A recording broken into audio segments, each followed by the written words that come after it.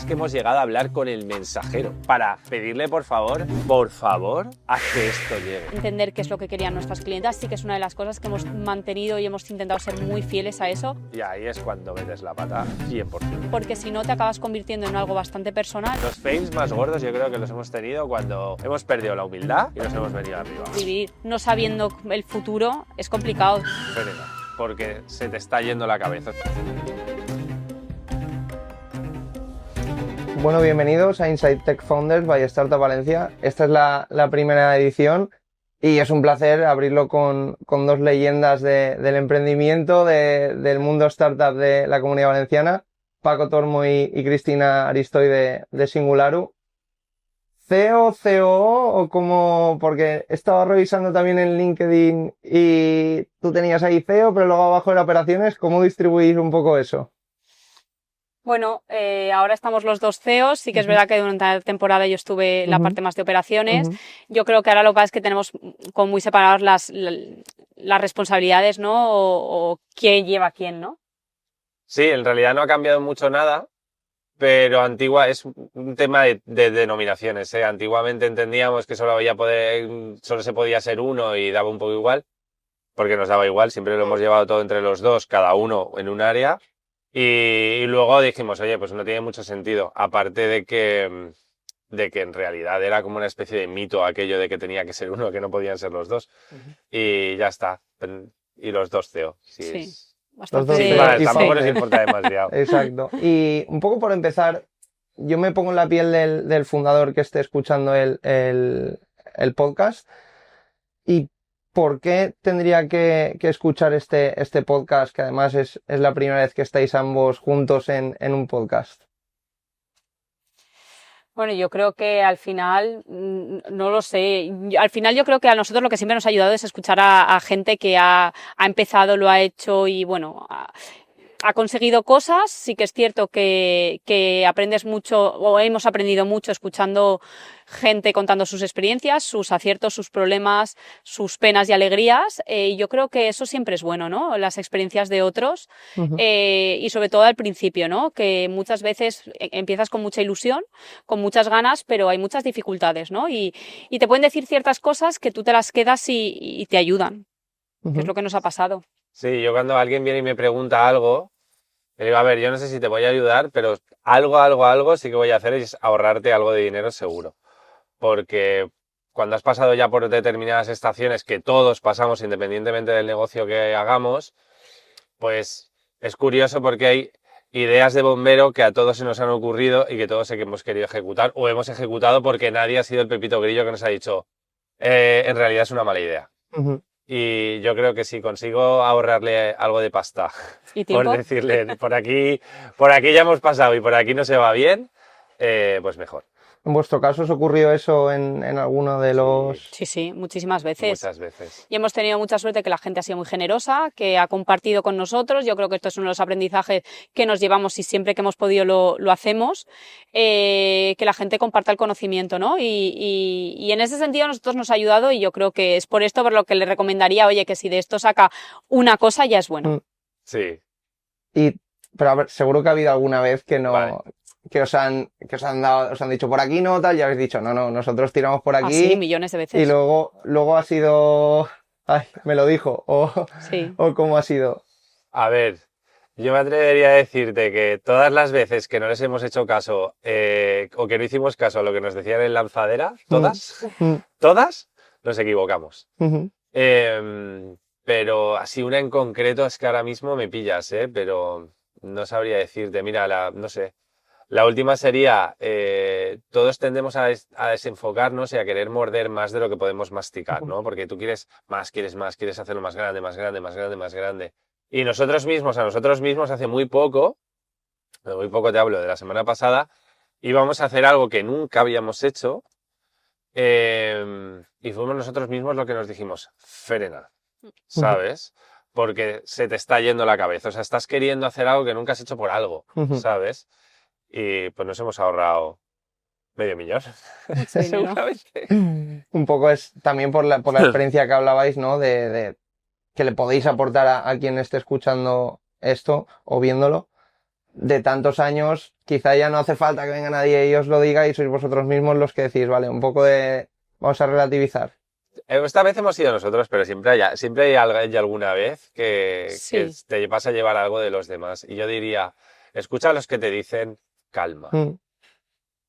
Y foco al final. Y yo creo que ahora con esto de los podcasts que está muy de moda y que la gente está contando sus experiencias, siempre estás pues compartiendo o sintiéndote muy identificado, ¿no? Entonces yo creo que en esta parte sí, pero yo creo que ahora cada vez más, y hemos repetido muchas frases que muchas veces la gente del equipo nos volvemos a repetir unos y otros, porque al final el mensaje, yo creo que siempre lo que son 3 mensajes los que acabamos repitiendo todo el rato, y siempre hay alguien que lúcidamente te lo recuerda y yo creo que está bien en esta parte. Ese entorno que quizá os acompaña y está cerca de vosotros, ¿es principalmente equipo? ¿Hay también mentores, agentes externos, amigos? ¿Y cómo de importante es también eso para un founder? Tener quien te eche... Hay de todo, ¿eh? Sí. Te diría, hay de todo. Hay desde un inversor que te conoce desde hace un montón de años y sabe perfectamente de qué pecojeas, hasta un trabajador del equipo que lo mismo tiene ya un recorrido contigo y también sabe cuándo se te va a ir la olla o si se te está yendo. Nosotros entre nosotros y bueno, mentores, es que por el camino van apareciendo, van llegando, es gente que va pasando, pero siempre hay algo que aprender de alguien, ¿eh? Y una llamada de teléfono, pues hace poco estábamos hablando con nuestro amigo Jorge Dobón, que es quien nos presentó, porque nosotros empezamos en Demium con él, y yo le estaba poniendo encima de la mesa pues una situación, no te voy a decir existencial, pero importante para mí. Y me ayudó, como me ayudaba hace 7, 8, 10 años, me volvió a ayudar una vez más a pensar, enfocar, estructurar la idea y darme cuenta de que no iba por el buen camino, de que no era una buena idea lo que estaba poniendo encima de la mesa. Y un poco yendo ya a Singularu, habéis dicho vosotros en algún podcast y un poco se dice que es como el fast fashion de la joyería. A este modelo, o quizá un modelo Zara, ¿a este modelo habéis llegado por estrategia, por análisis de mercado, o ha sido un poco lo que ha ido viniendo y habéis ido pivotando durante los años? Esta es el producto, esta es tuya. Sí, no, yo creo que esto es una de las cosas que siempre tuvimos. Siempre entendimos que no era una marca mía personal. Al final entendíamos que lo que sí que se ha mantenido bastante constante y en el ADN singular ha sido escuchar a las clientas. Siempre hemos querido darles lo que necesitan. Entonces, en esto, al final, todo el mundo lo que, pues, tendencia, lo que quiere es lo que se está llevando en el momento. Entonces, esto siempre hemos sido bastante fieles a poder dárselo. Sí que es cierto que el modelo ha ido evolucionando. Al principio lo que hacíamos es, dentro de lo que es la tendencia, lo fabricábamos toda demanda, iba evolucionando, ahora ya teníamos pequeños stocks, la personalización se ha quedado para un determinado tipo de producto, entonces... Pero la parte esta del análisis y entender qué es lo que querían nuestras clientas sí que es una de las cosas que hemos mantenido y hemos intentado ser muy fieles a eso, porque si no te acabas convirtiendo en algo bastante personal, ¿no? Y que tiene muchas limitaciones, ¿no? Entonces, en esto sí, o sea, el dato era bastante importante para nosotros. Bueno, ha sido lo más importante. O sea, que más o menos ha sido desde la atención y escucha al cliente, Sí. cómo se ha ido definiendo el modelo de Singularu. Eso es. Y actualmente, ¿cómo diríais que es el modelo de Singularu? ¿Qué es Singularu a día de hoy? Pues es una marca de joyas de tendencia. Sí que es cierto que a más grande... conforme hemos ido creciendo y luego nos hemos ido, pues eso, hemos pasado del mundo digital al mundo de las tiendas físicas, es cierto que el dato está muchísimo más evolucionado, muchísimo más trabajado. Al final con el e-commerce el único dato que tienes es lo que te compran, pero no lo que necesitan. El contacto, siempre hemos sido una marca muy horizontal. Entonces, en ese sentido, siempre hemos intentado estar muy cerca de ellas para saber qué es lo que necesitan, ¿no? Lo antes posible para poder dárselo. Entonces, las tiendas nos han permitido tener este acceso de manera mucho más directa. Ahí... ¿Creéis que ha sido más como a nivel cultural de Singularu o tenéis alguna estrategia concreta de, vale, pues vamos a hablar con las dependientes o vamos a organizar una vez cada X tiempo algún tipo de no sé, de sharing, de qué están testeando? O sea, ¿cómo se ha hecho esa escucha al cliente? De muchas maneras, porque es complicado. Al final las chicas en las tiendas están con el cliente, están atendiendo, tienen muchos trabajos, ¿no? Entonces, obtener esa información nos ha costado y la hemos ido evolucionando, la hemos ido madurando y ahora lo que hemos hecho es muchas maneras de conseguir datos, ¿no? Ujú. Al final es estar también muy en contacto con las chicas de tienda y a mí, en mi caso, con el equipo, poniendo a más gente especializada que es muy directa, porque la cercanía en la comunicación es lo que nos ha ayudado, ¿no? Al final, que te rellenen encuestas es bastante frío y es bastante cansado, y eso hemos visto que no funcionaba con nosotros.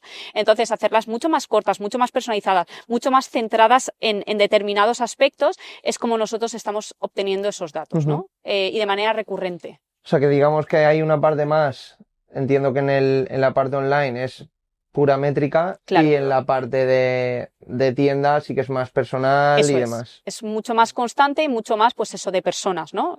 No es tan frío el dato en este sentido, porque al final las chicas, las clientas cuando van a una tienda preguntan cosas y eso no queda reflejado en ningún sitio como dato. Entonces, eso hay que sacar el dato y hay que entenderlo y hay que analizarlo y hay que poder convertirlo en el producto que necesitan. Y para esto hay un trabajo muy constante con las chicas de tienda. Ujú. Y respecto, porque entiendo que las tiendas os han ayudado bastante a esta parte, pero también a parte de posicionamiento.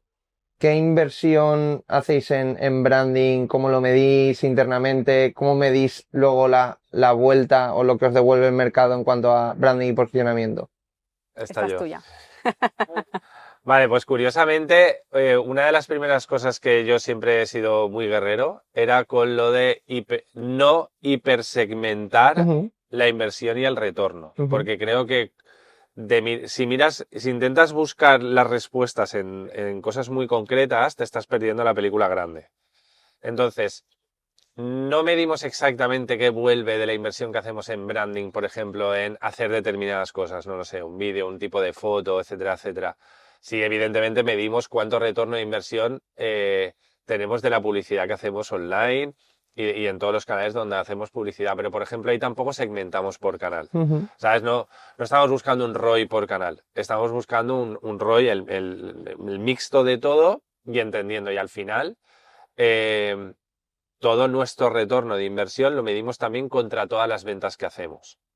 Entendemos, por ejemplo, que la ubicación de una tienda te trae tráfico de destino, que es el que tú has enviado porque la persona viene a la tienda sabiendo dónde va, y luego tienes gente que entra porque pasaba por ahí y te mm, descubre en ese momento. Es imposible saber cuál es cuál. ujú, Entonces, al final es mucho más sencillo centrarte en hacer que todo el negocio funcione en la parte grande, digamos, que en ir canal por canal, de dónde me está viniendo el dinero, porque entonces empiezas a cometer, yo creo, errores. Por ejemplo, si tú buscas un retorno, si tú crees que Google, para un producto como el nuestro, te está diciendo que el retorno que te ofrece es muy, muy bueno. Y es verdad, o sea, por euro es el que más te da. ujú, El problema es que es muy, muy limitado. ¿Por qué? Pues porque en Google, en Search, te va a encontrar la gente que ya estaba buscando el producto, pero nadie te va a descubrir. ujú, ¿Sabes? Y luego nosotros vendemos un producto que te está seduciendo permanentemente. Entendamos que no es un producto, es decir, no te da de comer, no es algo que necesites porque hace frío, no es algo que necesites para hacer deporte, es un producto que te vas a comprar sencillamente porque te gusta. Entonces tenemos que estar permanentemente seduciéndote. Entonces, ¿cómo lo hacemos? A través de imágenes que te gusten, con un producto que te encante, con una propuesta de atención al cliente. Cuando ya entra, digamos, el razonamiento, una propuesta de atención al cliente y postventa que sea lo que tú esperas que te den, que al final también te digo, son cosas relativamente sencillas. ujú, Es que esperas tú que una marca te dé como atención, pues tú, como nuestra responsabilidad es estar en el otro lado también, pues le damos a la gente lo que esperamos que las marcas donde nosotros compramos nos den. Y aquí pues aprendes de todos, de los que mejor hacen cada cosa, Ujú. ujú. ¿sabes? Y ahí como en cuanto a pues ese tema de pues creamos imágenes, al final es algo que me tiene que gustar para Sí, ponérmelo. He escuchado, no sé si en algún podcast o alguna entrevista vuestra, y de hecho recuerdo que en aquel momento yo incluso pensé, no, pero estos están comprando las joyas de China, lo que comentasteis de que en Alibaba o en AliExpress utilizaban vuestras fotos.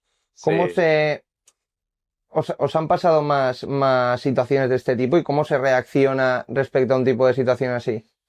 Es que nos sigue pasando cada Mm, día. Es que es el típico comentario de hate, sí, sí, sí, ¿no? Que sí. hay en Instagram o en TikTok o lo que sea. A ver, le relativizas la importancia que Mm, tiene, ¿sabes? Da igual. O sea, ¿sabes? que es algo incontrolable, básicamente. Sí, o sea, es que te va a pasar, por mucho que demuestres que hay una parte que, o sea, la mayor parte del producto que vendemos lo fabricamos todavía en España. Es cierto que ya nos hemos tenido que ir fuera Con por tema un de tema, especialización del claro, producto. por la especialización del producto y por la escala de volumen de compra que nosotros hacemos. O sea, llega un punto en el cual la industria del sector en España es la que es y no es más grande. Entonces llega un momento en el que ya no te puede proveer cuando tienes un determinado tamaño. Y ahí a la hora, me vienen también a la mente algunos emprendedores amigos, a la hora de salir fuera a producir tu producto, sobre todo en moda, suele pasar muchísimo. ¿Cómo, cómo trabajáis esa búsqueda de proveedores y demás? Eh, Bueno, para nosotros sí que es cierto, es que la gran mayoría de las fábricas con las que trabajamos están a nivel local y es verdad que las hemos conocido, son ya muchos años las que llevamos trabajando con ellos. Siempre lo hacemos de la misma manera. Empiezas haciendo tiras pequeñitas, conociendo a cómo trabajas tú, cómo trabaja él, haciendo un encaje, porque al final aquí tenemos que ganar las dos partes y a partir de ahí empezamos a crecer. Lo que siempre nos dicen es que sois muy lentos al principio y en el momento que mandáis el primer pedido sois muy rápidos a continuación. Y es verdad que lo que a nosotros nos ha ayudado mucho es las condiciones, tanto nuestras como por su parte, desde el principio. Te evita muchos problemas y luego la relación es como muchísimo más fácil, ¿no? Entonces, así es como empezamos. Las condiciones pues, de pagos, de entregas, de calidades, de todo desde el principio y las suyas también. A partir de ahí, un pequeño pedido, vemos cómo funcionamos y a partir de ahí ya, pues si hay recurrencia o no hay recurrencia. A los proveedores mensualmente les estamos analizando, se les mandan métricas de calidad en todas sus partes, dónde hay que mejorar, dónde no hay que mejorar y poner el foco en eso, ¿eh? Nosotros ahí aprendimos cuando de repente crecimos mucho los problemas que tiene, ¿no? Y que todos tienen que estar muy conectados porque si no sufrimos todos. O sea, los proveedores entre ellos. No, los proveedores entre Vale. ellos no porque no trabajan, o sea, no se conocen, es nosotros con ellos y todo el sistema que tenemos, porque al final, donde antes nosotros podíamos fabricar en una semana, 15 días, ahora nuestros tiempos se han dilatado mucho. ¿Por qué? Porque tienen que llegar a un almacén, del almacén se tienen que mandar a las tiendas, es decir, todo se retrasa y por las cantidades y los volúmenes por los que trabajamos. Pero bueno, el proceso es bastante parecido a como lo hacíamos y es condiciones al principio, pequeño y luego ya a continuación. Sí, y la parte de captación, te la puedes imaginar, los primeros... Ferias. Sí, ferias, contactos, uno que te dice yo conozco a uno, de uno conoces a otro, de otro a otro. Y luego un que te día- ven, te conocen. Nosotros los proveedores los tenemos publicados, es decir, no hay ningún tipo de... es público con los que trabajamos y al final eso también genera con mucha confianza y mucha gente nos escribe de manera proactiva. Todo el que nos escribe nosotros le escribimos. Qué bien. Y volviendo, o sea, entiendo que un poco el proceso de trabajar con muchos diferentes proveedores ha sido similar al de escucha de clientes, es decir, pues poco a poco ir escuchándoles y entendiendo necesidades Sí. para que ese trabajo al final sea el mejor para ambos y así es como sale buen producto. Total. Sí, y vas aprendiendo y luego no todas las fábricas pueden hacerlo todo, entonces aprendes a quién te pueda fabricar qué, luego también pues diversificar un poco el riesgo, es decir, al final una vez tienes uno que te hace un muy buen producto, encontrar a alguien que te pueda complementar, ¿no? Entonces empiezas a abrir esa cartera de fábricas con las que trabajar por un tema de volumen, por un tema de riesgos, por un tema de todo, ¿no? Entonces yo creo que nosotros también eso lo hemos aprendido y lo hemos pues profesionalizado, ¿no? Nuestra calidad con las fábricas y cómo lo hacemos. Y volviendo un poco a tema marca, marketing y demás, os he escuchado alguna vez el tema de importancia, captación, retención, que ahí pues justo mucho en sector online y en sector moda parece que la captación sea como lo más importante, pero en vuestro caso, ¿qué opináis? O sea, ¿dónde dedicáis más esfuerzo y más inversión? Aquí depende del producto que vendas y del margen que tengas. Ahí, si es un producto que sabes que es un one-off, que vas a vender uno y no más de uno y lo vas a vender una vez y tienes un margen muy alto, evidentemente todo tu dinero va a captación. En nuestro caso, nuestro modelo es de recurrencia, es decir, nuestro modelo solo es rentable si conseguimos que el cliente le guste la marca y tenga una buena experiencia y vuelva y vuelva y vuelva. Entonces, destinamos un presupuesto importante a captar clientes nuevos, que es nuestro gran reto a día de hoy, porque tenemos una base de clientes afortunadamente bastante grande, pero siempre tienes que incorporar nuevos a esa base. Pero yo te diría que destinamos mucho más esfuerzo y trabajo, no tanto quizá dinero, pero sí esfuerzo y trabajo a la retención de ese cliente. Es decir, a la parte de postventa, a la parte de atención al cliente, al hecho de cómo respondemos, qué les damos, cómo se lo damos, a la parte de generar recurrencia. El modelo de catálogo que trabaja Chris, de mucha rotación de catálogo, también tiene como objetivo generar esa recurrencia. Es decir, siempre te voy a dar algo nuevo que te pueda gustar. Y eso también forma parte de nuestra relación con ellas, que nuestro cliente fundamentalmente es una chica. Darte el precio más ajustado para que tú sientas que estás ganando, digamos, de alguna manera, ¿no? Que has triunfado porque te has comprado un producto muy bien de precio, que está muy bien, es bueno. Trabajar la calidad a tope para que, ostras, la persona tenga la menor fricción. Trabajar la entrega súper bien, la parte operativa. Ostras, tienes un gigante como Amazon, que es un referente para todo el mundo porque todos lo utilizamos. Tú tienes que hacer todo lo que puedas dentro de tus posibilidades para parecerte el máximo posible al estándar que tiene el cliente de cómo tiene que ser una entrega, de cómo de rápido tiene que llegar, etcétera, etcétera, etcétera. Sí.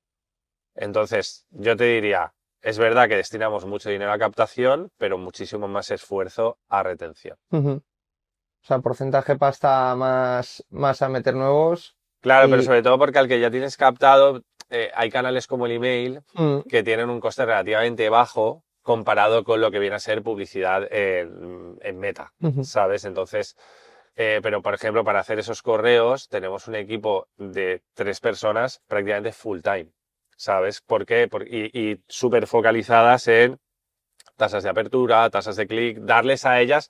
O sea, al final el cliente te habla con su acción, no solo con sus palabras. Entonces, según se comporta, tú le vas dando más y más y más de lo que te está demandando que hagas. Y te lo dice a través de dónde hace clic. Esa es una de las cosas bonitas que tiene Internet. Pues sí. Y la parte que comentamos online, sobre todo de introducir clientes, ¿qué estrategias o qué acciones son las que más os suelen funcionar? Yo ahí te diría que voy a lo básico. Fotos bonitas y botones de colores. Es decir, lo más importante, para mí el proceso, y de verdad creo que es muy evidente, ¿eh? No tiene mucha magia, es tú cuando ves un anuncio, ¿qué es lo primero que te llama la atención? El producto Sí, que ves. producto. Entonces, o la imagen que te están ofreciendo. ¿Qué es lo primero? El producto. ¿Qué es lo siguiente que vas a mirar? El precio. Si el precio se ajusta a lo que tú quieres, tienes que trabajar mucho el precio, que sea el precio de tu cliente. Nosotros vendemos a, digamos, la clase media española. O sea, nuestro cliente es cualquier mujer de la clase media española. Entonces tú sabes dónde están tus límites por arriba y tus límites por abajo. ¿Sabes? Si tú tienes un producto que se lo quieres vender a una élite económica, pues perfecto, tienes que trabajar un marketing distinto y un pricing diferente, totalmente diferente. Entonces ahí es donde pones tu foco y qué les das. Claro, vosotros esto lo tenéis ya muy interiorizado, pues por trayectoria. Pero me pongo también en la piel de una persona que igual está lanzando una nueva línea de producto o que está empezando ahora con su startup. Y ahí, ¿qué claves diríais que son las principales para conocer tu producto sin mucho presupuesto, conocer cliente y hacer ese clic, ese encaje? Para mí es haz todo lo que tú puedas tú. Y te diría, el cliente al final, o sea, tú coges referentes. Yo voy a ir a lo que nosotros sabemos que es venderle a los ciudadanos, ¿vale? De España. Entonces, tú sabes dónde está su precio. No es muy difícil averiguarlo. Cosa que hicimos nosotros que creo que hicimos bien cuando empezábamos. Tú tienes 2 maneras, digamos, de llegar a tu margen, que es lo que necesitas para sobrevivir. Poniendo un precio más caro, porque al principio el coste de producto siempre va a ser más alto que después, porque se aplican economías de escala y cuanto más compras, más barato te sale, etcétera, etcétera. O teniendo menos margen, ¿vale? O sea, el bottom-up y el top-down, bottom-up. Entonces, en este caso, nosotros lo que siempre decidimos era dónde está el precio del cliente, que ya nos haremos cargo de que el coste vaya bajando. Porque hemos visto demasiadas personas diciendo, es que a mí me cuesta esto hacer esto. Entonces yo lo tengo que vender a tanto, si no, no tengo margen. El problema es que como estás por encima del precio que el cliente te paga, no considera que lo vales y no lo vendes. Entonces, renunciando a margen al principio, el margen vino después. Puede ser una buena idea, puede ser una mala idea, depende del negocio que quieras hacer. Nosotros queríamos hacer un negocio muy grande.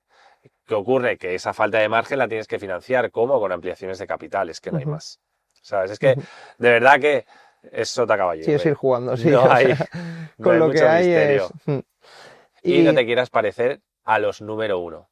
Por ejemplo, igual que nosotros fue un error querer parecernos a Hawkers, nosotros somos contemporáneos a ellos, ellos un poquito antes, pero nosotros empezamos en el 14, 15, 16, que fue su momento de esplendor máximo.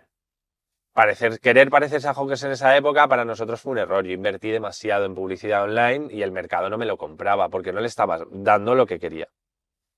Hoy todo el mundo que monte una marca de ropa va a querer ser Nude Project. Yo te diría, no quieras ser ellos. Sé tu marca con tu rollo. ¿Por qué le va bien a los Yuxus, a los Scoofers, a las otras marcas de sudaderas? Porque no son nude, son otra cosa, Cult Culture, tienen su rollo diferente, ¿sabes? Y luego el cliente ya va eligiendo con quién se identifica más. Sí, un poco al final, si te quieres parecer a alguien, al final tendrás que hacer muchas cosas mejor que él y con una marca que ya está a tiempo y tiene toda la maquinaria en marcha, pues básicamente y porque imposible. ellos son lo genuino y lo original. No quieras parecerte a lo genuino y lo... O sea, sé genuino y original, ¿sabes? En tu propuesta al cliente. O sé genuino más que original. Original no tienes por qué serlo, pero genuino 100%. Bueno, vosotros muchas veces también habéis contado temas de competencia, salió una entrevista a un competidor vuestro que dijo tema de las tiendas van a abrir no sé cuántas en un año, están locos en vuestro sector. ¿Eso? ¿Sí? ¿Ha pasado? No lo sabía. Sí, yo no lo sabía. Bueno, lo contaste en un podcast bueno, hace es verdad, años, es verdad. bueno, Sí, pero sí. Bueno, en realidad yo no sabía si lo decía por Ya, por nosotros, vosotros, pero yo, es verdad, yo me atribuí yo me inventé en mi cabeza que lo decía por nosotros. ahí en vuestro Tenía razón, ¿eh? Exacto. Sí, al final tenías razón, ¿verdad? En vuestro sector, ¿cómo se lleva la relación, o en este caso de Singularú, con la competencia? ¿Hay típicos ataques como Pepsi, Coca-Cola? No. ¿Hay respeto, hay observación? No, yo creo que nos dieron un día un muy buen consejo una del sector y nos dijo que cada uno tiene su trocito del pastel. Y entonces, en este sentido, nosotros cuando hemos abierto tienda, nos han abierto cerca, hemos ido a presentarnos, hemos ido a conocerlos. Yo creo que cada uno tiene su trocito del pastel y cada uno que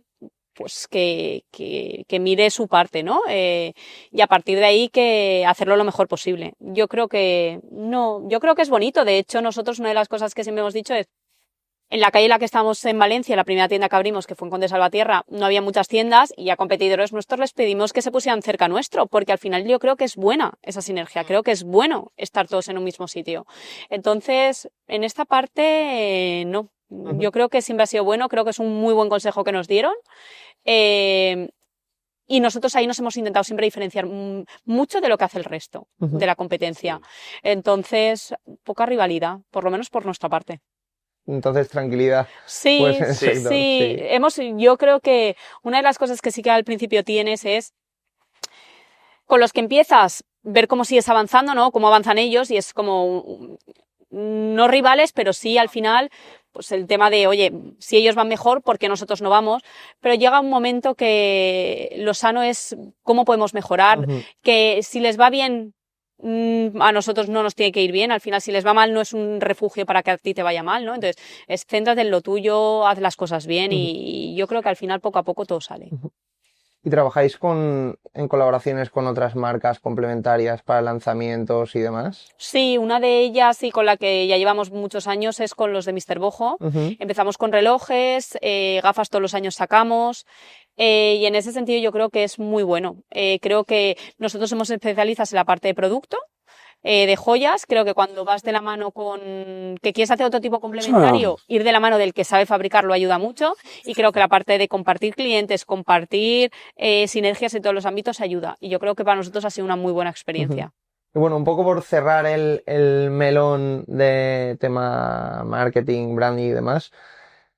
En cuanto al trabajo con influencers, que igual es un poco mi opinión, pero hubo un boom, al principio era muy, muy beneficioso, ahora parece que sí que se trabaja, porque al final tienes que trabajar con influencers, pero que cada vez se ve menos menos retorno. ¿Ahí qué opinión tenéis o cómo lo soléis hacer vosotros? Porque hay mucha problemática dentro de este tema.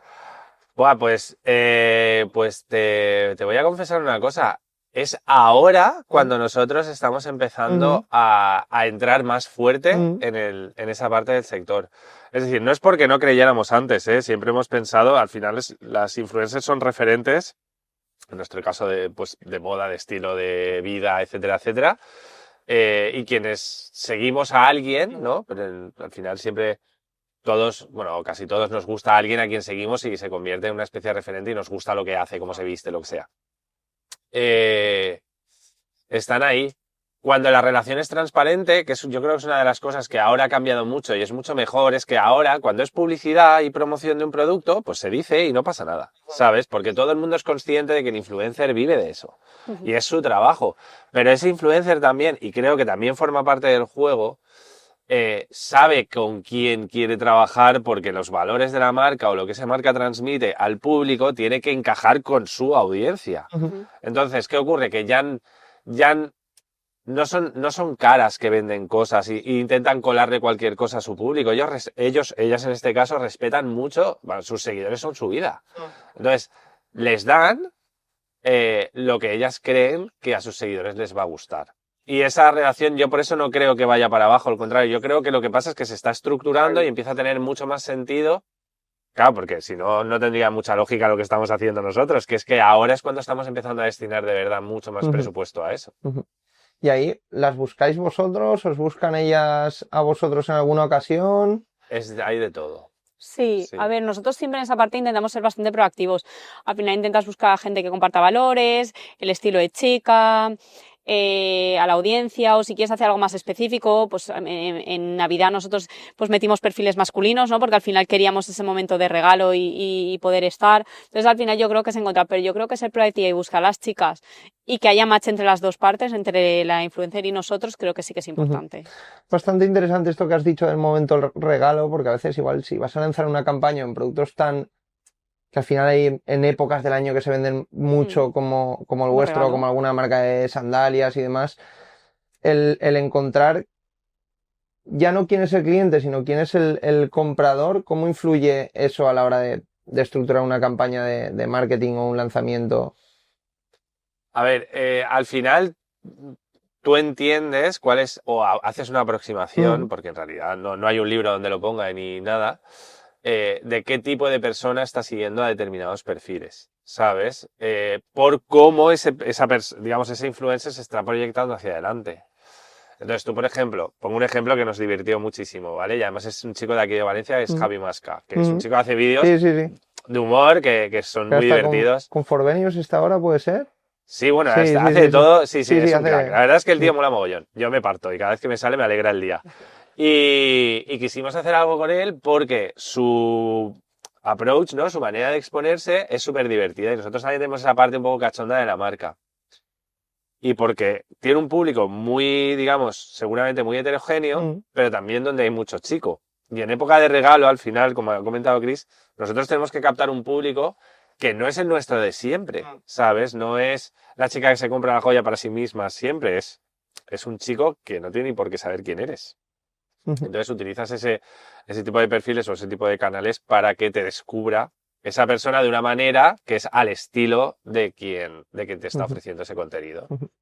Y nos gusta, pues por ejemplo, nos gusta la gente que hace un tipo de contenido que sea, vamos a decir, muy blanco, muy para todos los públicos, muy, ¿sabes? Divertido, pero con cierto punto de inocencia. No puede ser algo, pues eso, muy, no sé, muy radical o muy extremo, ¿sabes? Hay perfiles que sabes perfectamente que no es donde tú quieres estar, que tienen su público, ¿eh? Y probablemente, no lo sé, si es una marca para el público de Foro Coches, te vaya súper bien, pero no es nuestro sitio. Exacto. Y ya cerrando Melon Marketing, en alguna entrevista que he escuchado vuestra, decís que no sois los primeros, no sois quienes generáis tendencias, sois los segundos, pero que en el resto de cosas siempre tenéis que ser los primeros en cuanto a eso, a la tendencia. ¿Qué son el resto de cosas para vosotros? Yo creo que campañas de marketing, acciones que hacemos, cómo vendemos el producto, O sea, tenemos que sorprender, yo creo que no tanto con el producto, porque al final el producto nos viene dado por lo que ellas quieren, pero sí cómo se lo presentas, ¿no? Y yo creo Claro. que ahí sí que tenemos que ser muy originales y sí que tenemos que ser los primeros, ¿no? Porque el producto al final ellas ya saben lo que quieren buscar, ¿no? Pero cómo se lo presentas, cómo se lo vendes, cómo se lo enseñas, cómo se lo todo, Claro. yo creo que ahí sí que tenemos que ser muy originales. Un ejemplo es cómo son las tiendas. Sí. Las tiendas nuestras, cuando sacamos... Ay, perdón. Perdón. Un ejemplo es cómo son las tiendas. Nosotros cuando empezamos con las tiendas, las joyerías tenían el producto siempre y las marcas de joyas, de hecho sigue pasando, lo tenían siempre metido en urnas de cristal. Y nosotros planteamos, para nosotros el producto tiene que estar en las manos de la persona antes de que se lo compre. Y tienen que tener libertad para probárselo, como se prueban la ropa o cualquier cosa, o una gorra cuando estás en una tienda, lo que sea, unos zapatos, ¿sabes? Entonces el producto tiene que estar a mano para que el cliente venga. Las tiendas están llenas de espejos, entonces tú vienes y jugueteas con el producto, te lo pones, te lo pruebas, se lo enseñas a tu amiga, lo que sea. Ahí es donde nosotros dijimos, tenemos que ser los primeros en esto. Es decir, en producto, ¿por qué ser los segundos? Porque al final la tendencia, cuando el cliente te lo reclama es porque ya ha visto algo así y le llama la atención. Pero en cambio, en todo lo demás, en la innovación, en el uso de la tecnología, la innovación en operaciones, la manera de servir, la manera de hacer atención al cliente, en eso tenemos que ser los primeros, ¿sabes? Pues, por ejemplo, tenemos más horario de atención al cliente que empresas 10, 20 veces más grandes que la nuestra, o más canales. Ahora ya es verdad que está todo muy copado, pero hablamos que cuando era difícil abarcar muchos canales, nosotros destinábamos lo que te comentaba antes, un montón de recursos a tener un equipo de atención al cliente grande para el tamaño de empresa que somos, ¿sabes? Pues ahí es donde tenemos que ser siempre los primeros. Y ahí has nombrado tecnología e innovación. ¿Qué ejemplos tenéis de innovar en operaciones o en la parte tecnológica? Innovar en este caso, no te diría ser los primeros del mundo en nada, porque eso es muy difícil. Es imposible. Pero un aprendizaje, por ejemplo, que hicimos de otra startup que nos cambió la vida y fue ser muy ligeros en la parte de software. Nosotros hemos cometido el mismo error 4 veces, o bueno, 4 es una forma de hablar, 2, 3 veces, ¿vale? Y es querer desarrollar máquinas para hacer las cosas a nuestra manera. Es decir, intentar adaptar la máquina a nosotros. Y inviertes mucho dinero en construir Frankensteins que no tienen ni pies ni cabeza. Y esta startup en su día nos contaba, mira, yo tengo mi tienda en Shopify, duermo en Black Friday como un bebé. Nosotros en Black Friday yo estaba toda la noche despierto por si se caía algo. Luego tengo la parte logística, ni RP ni nada. Tengo un software específico de gestión de almacén. Perfecto. Instalas software específico de gestión de almacén, integración, clac. Y eso, aunque parezca una chorrada, es innovador porque lo que estás haciendo luego es ir conectando softwares que son que cada uno hace una cosa bien y luego operativamente tú vas creando sistemas para organizarlo todo. Y de repente un día puedes escalar. ¿Sabes? Un día en un año vendes el doble que el anterior y lo único que tienes que hacer es darle 2 vueltecitas a la rueda porque el sistema que has hecho por abajo funciona con 100 y con 1000. ¿Vale? Pues parece una chorrada, pero eso es innovación también. Ahora es el momento de la inteligencia artificial, ¿sabes? Hay que estar ahí. En esa carrera estamos todos. Hagas lo que hagas y vendas lo que vendas. Y el que no esté... Pues hombre, venderás artesanía que tiene muchísimo valor, pero si hablas de un modelo industrial que escala y que quiere ser mundial o lo que sea, te tienes que meter porque es lo que te va a dar eficiencia y velocidad. Pues ahora hay un carrerón ahí. De hecho, te diría a todos los emprendedores del mundo que vean esto es meteros en algo dedicaros a la IA. Porque es una revolución como todas las que han sucedido en los últimos años, pero que va a ser más rápida, más violenta, más potente, más cambiante, más todo, ¿sabes? Es que ni siquiera nosotros que no pensamos en otra cosa somos conscientes de lo que va a cambiar todo. ¿Y ahí vosotros qué estáis mirando de inteligencia artificial para introducir? Todo. O sea, mira, desde la parte... Atención al cliente. Perdón. Tranquilo. Mira, en atención al cliente hay una serie de situaciones que se dan siempre igual. Es trabajo repetitivo, que no permite muchas veces dar la calidad de la atención que tú le darías a una persona que necesita esa calidad de atención, porque el equipo, que es el que es, y tú tienes unas limitaciones de presupuesto para escalarlo a tope, o sea, para hacerlo crecer mucho, está respondiendo respuestas automáticas con macros, etcétera, etcétera, etcétera. Todo eso y lo estás haciendo de manera síncrona, es decir, a ti te entra, tú mandas el mail ahora y, oye, un equipo de atención al cliente espectacular, como el nuestro, igual te responde dentro de 1 hora o de 2. Una IA te está respondiendo directamente de manera, está sincronizada contigo en tiempo real. Entonces, ese equipo que tú tienes puede trabajar, por ejemplo, en hacer el seguimiento a saco de ese pedido, que es un regalo, es por ejemplo donde nos comemos la cabeza, hablabas de la captación y la retención. Un regalo que la mensajería por X, Y, Z se queda en un limbo. Y un regalo, siendo nuestro sector lo que es donde nosotros valemos algo, ¿me explico? Es donde nosotros tenemos que hacer todo lo que podamos para que esa persona no se quede sin regalo. Hemos mandado muchísimas veces cosas 2 veces y le hemos dicho al cliente, te lo hemos vuelto a mandar, si recibes 2, pues escríbenos y devuélvenos 1, ¿sabes? Y la gente lo hace, que es lo que mola un montón.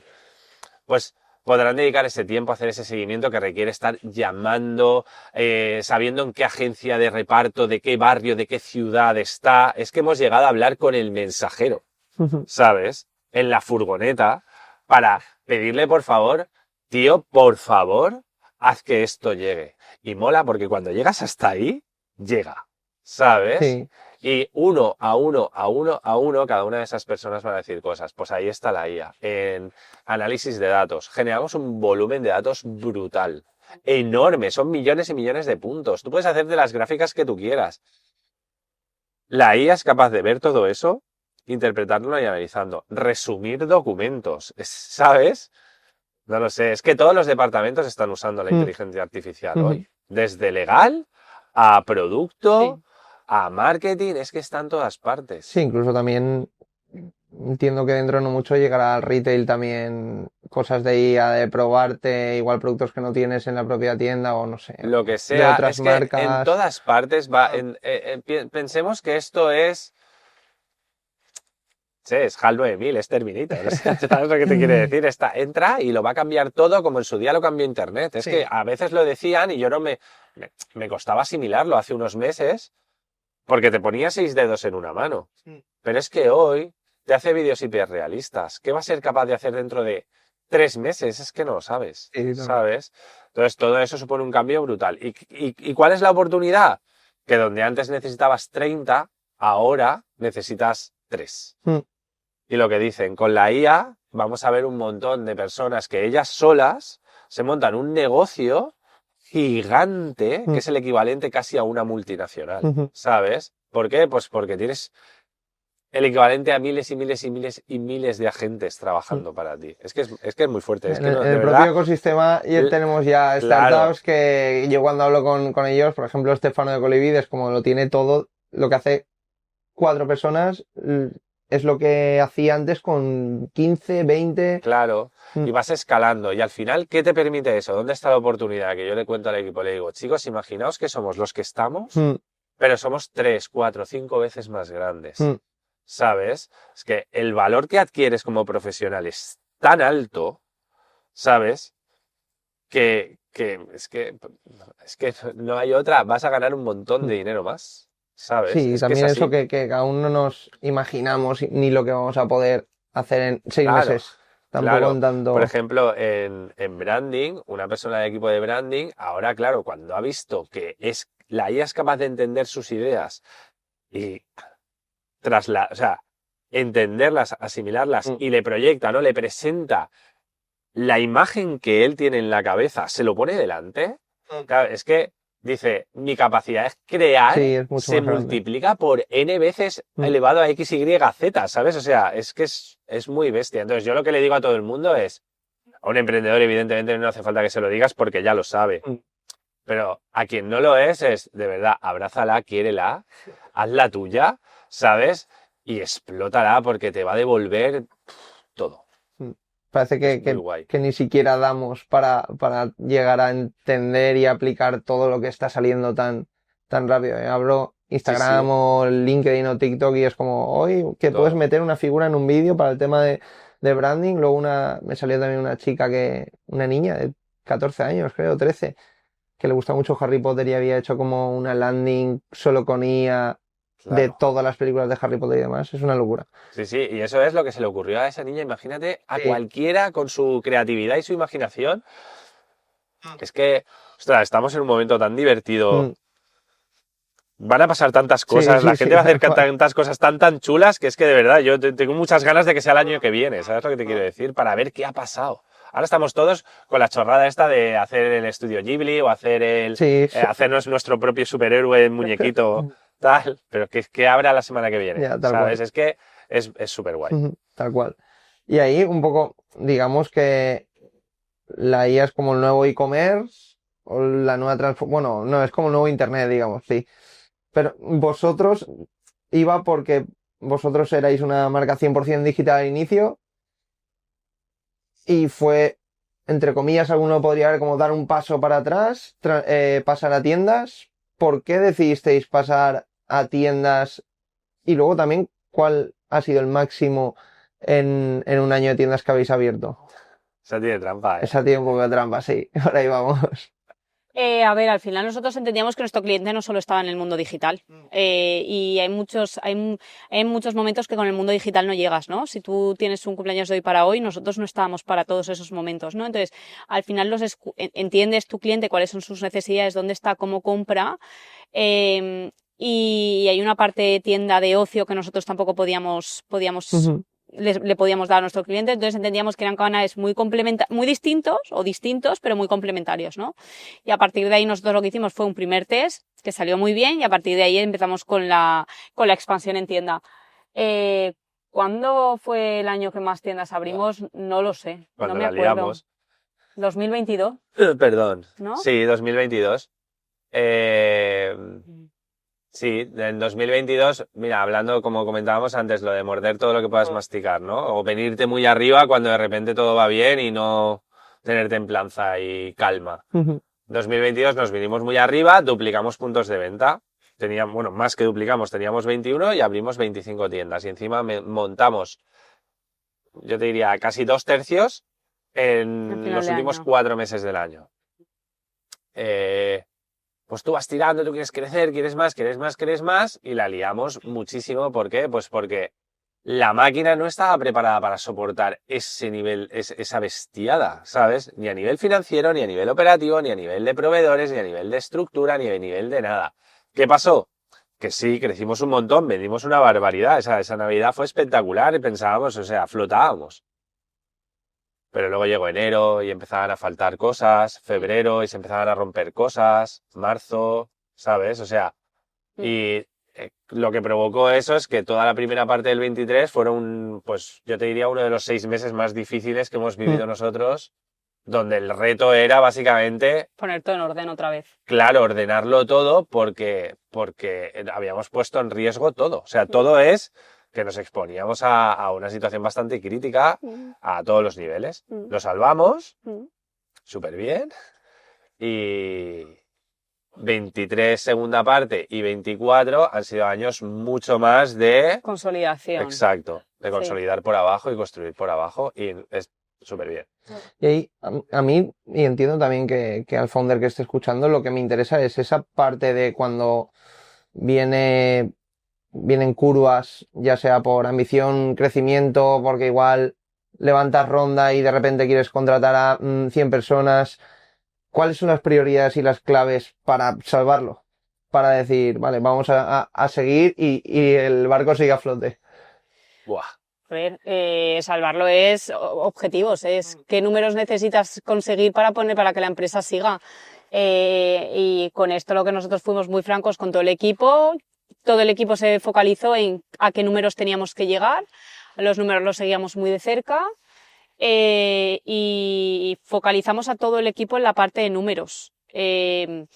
Y uno de los aprendizajes es que estuvimos un año y medio, porque final del 23 y de 2024, en la que hicimos eso y luego lo que pasa es que el tiempo pasa también, ¿no? Entonces lo que te das cuenta es que la gente ya lleva mucho tiempo contigo, que ha conseguido estos objetivos, que todos hemos remado en la misma dirección y para nosotros este año lo que es el foco en las personas, ¿no? Al final, una vez no te voy a decir controlar los números porque nunca se tienen, cada mes, cada año empiezas otra vez a cero, empieza el mes otra vez a cero, contadores, pero sí que es importante la parte de personas. Trabajamos mucho tiempo, cada vez somos más, cada persona tiene sus inquietudes, sus problemas, sus necesidades, y luego maximizar, ¿no? Gente que ha crecido de repente, se les ha cambiado, se les ha ubicado, ¿no? Y entonces en esta parte es de qué manera maximizamos todo, todos, cada persona lo que hace, cómo lo hace y con quién lo hace, ¿no? Entonces este año para nosotros esa es la prioridad. O sea, entiendo, o lo que he entendido es franqueza máxima y foco en Sí, objetivos sí. con el equipo. El equipo ahí pues hace un sobreesfuerzo porque entiende que hay que hacerlo, que Sí. hay que estar comprometido para hacer un Sí. sobreesfuerzo que al final te afecta también a nivel personal. Claro. Sí. Y después una recompensa de vuelta cuando se mantiene todo, que es pues eso, el foco que tenéis ahora Sí. en equipo. Eso es. Y trabajar y trabajar y trabajar. no, y eso sí, se eso produce un siempre. proceso de decantación bastante chulo, Eso siempre.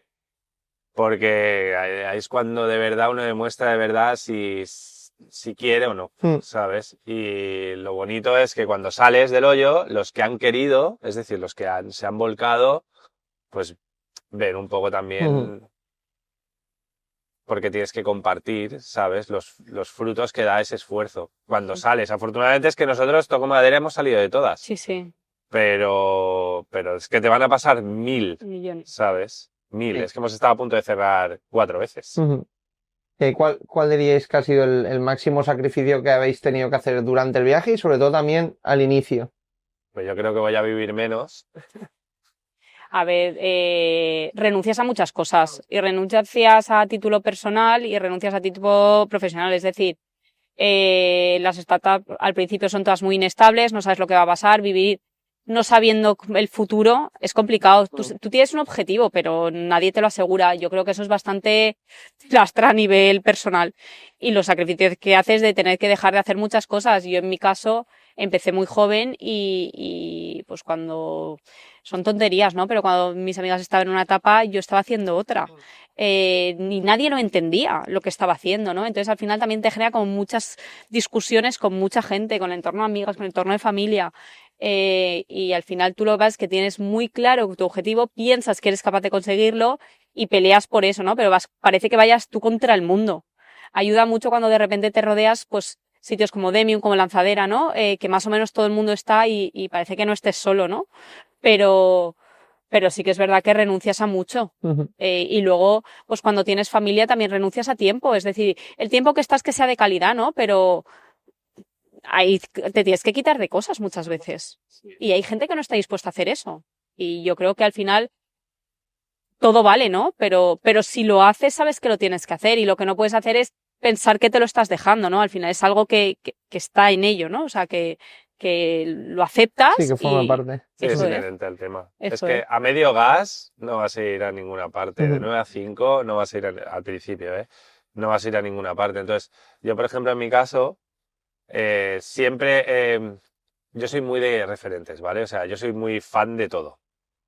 Entonces, a mí me gusta siempre buscar deportistas que me inspiren. Entonces, cuando tú analizas la carrera de esos deportistas, todos los que han llegado a la élite dicen lo mismo. Cuando todos los demás niños se iban el fin de semana de camping, no sé qué, yo estaba, en este caso, por ejemplo, me gustan las carreras de motos. Yo estaba en el circuito pilotando. Cuando los demás estaban saliendo por la noche y conociendo chicas X, Y, Z, yo que estaba durmiendo en mi casa, comiendo arroz con pollo y pilotando, haciendo ta. Son los sacrificios que hacen para poder conseguir lo que se han propuesto. Y no todo el mundo, por el camino se queda un montón de gente que hace el mismo sacrificio, pero bueno, suerte X, Y, Z, a veces llegas, a veces no. Pero lo que está claro es que sin hacer eso, no tienes lo otro. Pues esto yo creo que es igual. Sí. Si tú no estás dispuesto a pagar el precio que tienes que pagar, es muy complicado, por no decir imposible, que obtengas la recompensa que te vaya a dar después. Oye, y en vuestro caso, ya que conlleva tanto sacrificio, ¿por qué seguís? ¿Por qué seguir?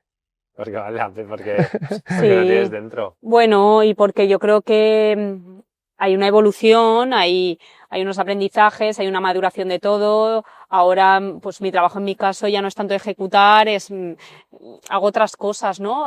Tengo la capacidad y tengo la suerte de poder aprender de mucha gente, los contactos a los que puedes llegar, ¿no? En estos momentos. Y yo creo que no es porque seguir, es mientras te siga dando más de lo que te quita, vas a Claro. continuar. Y en esto, por lo menos en mi sentido, a mí me sigue dando más de lo que me quita. Entonces, hasta que la balanza se descompense, yo sigo, ¿no? Ujú. Pero Y ahora no es igual que antes. no, ni mucho ¿Sabes? menos. Ahora podemos estructurar mucho más, podemos Sí. decidir mucho más cuánto de verdad vale la pena, porque al principio mucho de ese esfuerzo que destinas es para hacer nada, pero es que forma parte de ese proceso de aprendizaje. Cuando todo se estabiliza, Sí. es decir, cuando un jugador de fútbol llega a la primera división, entrena, ¿cuánto entrenan? ¿Una hora al día? Sí. ¿Sabes lo que te quiero Mm. decir? Pues ya no entrenan como cuando eran jovencitos, no compiten igual, ya están, ¿sabes? Ya, porque además, si ese ritmo no lo puedes soportar durante tanto tiempo, o sea, nosotros Ujú. llevamos 10 años, Sí. ¿sabes? Como, pues así serían los primeros, yo te diría 6, Sí. 7, Son ¿sabes? largos. Que son Joder. muchos, que son un montón, ¿sabes? Pero luego ya vas encontrando la manera de ponerlo todo en orden, porque es que si no, Ahí yo creo que es también interesante cuáles son las principales diferencias de vosotros ahora como personas y como líderes y cuando empezasteis. Es decir, si os miraseis 10 años después, joder, pues que antes lo hacíamos todos nosotros, Sí, sí. todo es todo, y ahora ya no. La templanza a la hora de tomar decisiones, las relaciones, ¿no? Las relaciones al principio cuando la tensión está tan presente, es todo mucho más tenso, ¿no? Ujú. Ahora no, ahora las decisiones se toman de una manera mucho más calmada, las conversaciones son de una manera mucho más calmada, la manera de pensar es muchísimo más, ¿cómo decirlo?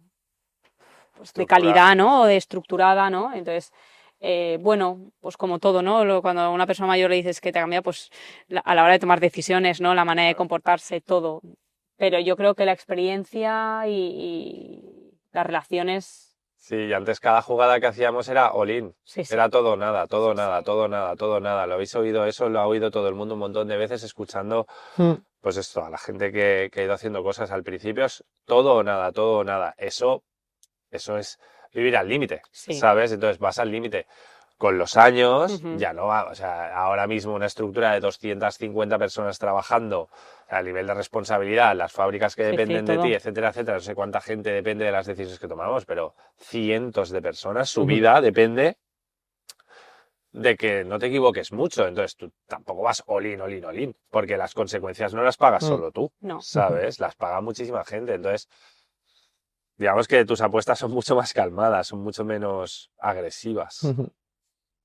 Y vosotros, a nivel personal, yo creo que bien, porque durante la entrevista, Nos a veces aguantamos. solo con la mirada era Ah, como, sí, vale, esta pero te ya lo toca a ti, tenemos muy esta a mí, estructurado. está ya todo muy estructurado. ¿Cómo se lleva y cómo lo lleváis ahora, sobre todo también el ser fundadores Papás. y papás? Bueno, yo creo que al final tenemos muy claro quién lleva qué y quién tiene que tomar o quién tiene la última palabra por un tema de experiencia, un tema de conocimiento y un tema también de todo. Y en esto la verdad es que a día de hoy lo hemos tenido siempre, lo que pasa es que al final yo llenaba una caja de joyas y él me la vaciaba. Entonces aquí sí que había muchos Mi conflictos. trabajo era mucho más fácil. Sí que había muchos conflictos por su trabajo y mi lentitud y su inmediatez, ¿no? Entonces aquí, pero sí que es verdad que conocidos los problemas, los desafíos, lo bueno, lo malo, sabemos, lo que pasa es que pensamos muy diferente y lo que siempre evitamos es no nos vengáis con la misma pregunta los dos, porque él te va a decir A y yo te voy a decir B, él te va a decir blanco y yo te voy a decir negro. Entonces, en lo suyo responde él, en lo mío respondo yo, para evitar luego entre nosotros discutir y pisarnos, ¿no? Y aún nos Porque pasa. aún nos pasa, pero ¿queremos llegar al mismo sitio? Sí, por caminos totalmente distintos. Entonces, yo creo que aquí nosotros tenemos que ser muy responsables de entender la responsabilidad o la pregunta a quién le cae, ¿no? Ujú. Sí. Y si la respondo porque el otro, luego compartirlo, ¿no? O de avisar. Y luego con el tiempo también aprendes a marcar una línea Sí. en el tiempo del día. Bueno, aprendes o porque la propia vida te lleva, pero marcas una línea y es de aquí a aquí. Yo tengo otra responsabilidad que está realmente infinitas veces por encima de la que tenía de aquí a aquí, y es los niños, Sí. ¿sabes? Son eh, cuando tienes hijos, yo emprendí con hijos, ¿eh? Y al principio yo creo que eh, mis hijos pequeños, que entonces eran pequeños, que ahora son mayores, yo creo que digamos, han pagado injustamente un precio por eso, y es que yo al principio sí que era de sol a sol, ¿sabes? Entonces me veían menos. Ahora, cuando estaba a tope, eso sí. Pero los pequeñitos, ¿no? Que tengo con Chris, sí que afortunadamente, porque hemos conseguido que todo se estabilice y todo esté en un punto bastante guay, joder, pues ahí estamos. Llega una hora del día que es la hora con ellos. Y a partir de ahí, hasta que se duerman, es 100% ellos. 100% es que no me voy a descolgar el teléfono, ¿sabes? Porque luego también te das cuenta de que en realidad pocas cosas hay que no puedan esperar a mañana, ¿sabes? Y que también tienes que ser tú dueño de tu tiempo y de tu vida. Para poder cuidarte, para poder quererte, para que la salud mental, ¿sabes? Para que no se te vaya la olla. Eso es importante. También se lo digo a los chavales así más jóvenes que me preguntan, tío, ¿sabes? ¿Qué vamos a comer? Y digo, tío, yo a mediodía no quedo a comer con nadie, ¿sabes? O sea, yo como con Chris, o vamos al gym, o lo que sea, pero no. Y puedes quedar como un gilipollas, pero, perdón. No, pero son tus límites y están establecidos Pero así, tienes ya que está. marcarlos, porque es que si no, el mundo se te va a comer. ¿Sabes? Porque todo el mundo quiere un trocito de ti, es que es muy normal. Al principio eres tú el que quiere un trocito de todos y eventualmente es al revés. Entonces tienes que parcelarte y desaparecer un poco. Y a futuro, vosotros y Singularu, ¿qué es lo que viene? IA, más tiendas. Claro, sí, en realidad es que lo bonito es que no va a ser muy diferente. Es No. la IA, más tiendas, abrir países eventualmente, pero Sí. lo llevo diciendo desde 2017 y todavía no lo hemos hecho. Estados Unidos de momento no. No. No, pero es un mercado carísimo. Si Francia nos parece caro, Alemania nos parece caro para entrar, Estados Unidos. Pero bueno, Ya. sí que es al final convertirnos en un referente internacional, o sea, un referente mundial. Y lo bueno es que, como nos dijeron una vez, lo tenemos todo por hacer. Entonces todavía hay muchas cosas que hacer. Sí. Pues para cerrar, esto es un poco como la resistencia y demás. Tenemos tres preguntas que os vamos a hacer a todos por igual. Vale, no preguntes lo mismo. No, eso no. La primera es, ¿con qué emprendedor o emprendedora os identificáis? ¿Os gustaría? Buah. A ver, la respuesta está súper fácil. Vale, o sea, para nosotros, para los dos, el emprendedor es Juan Roch. Sí. Él, o sea, subrayado. Negrita, todo mayúsculas, asterisco. Es que no hay. Para nosotros es el referente y nos ha ayudado un montón. O sea, es que no hay otro. La siguiente es, ¿con quién del ecosistema, o Valencia o España, tenéis un café pendiente? Ecosistema. Ecosistema, mundo startup, ¿con quién tenéis un café pendiente? Málaga. O sea, en Barcelona hemos estado y conocemos el mundillo, inversores de Madrid, y hemos estado en muchas cosas de Madrid. Málaga es la ciudad parecida a Valencia, que también está creciendo un montón y tiene unos empresones espectaculares. Yo creo que nos quedaría conocer gente de Málaga y compartir tiempo con ellos. Y la última, vuestro máximo fail en estos 10 años, luego haremos un ranking. Yo qué sé, tío. Fail. Son tantos, que tampoco hay uno así que destaque por encima del resto. No lo sé. No lo sé. Yo te diría, fail, querer morder más de lo que podíamos masticar. Siempre haber querido más de lo que en realidad podíamos conseguir. Entonces, eso se traduce en un montón de fails. Uno, abrir 24 tiendas en 5 meses. Lo que decía del podcast aquel que yo me lo atribuía a mí mismo, etcétera, etcétera. Que yo no sé si lo decía por mí, de verdad. Pero que tenía Pero ya razón. te resonaba ahí un poco. Claro, pero tenía razón. Nos vinimos muy arriba. O sea, los fails más gordos yo creo que los hemos tenido cuando hemos perdido la humildad y nos hemos venido arriba. Y ahí es cuando metes la pata 100%. Sí. O sea, es que no falla, ¿eh? No falla.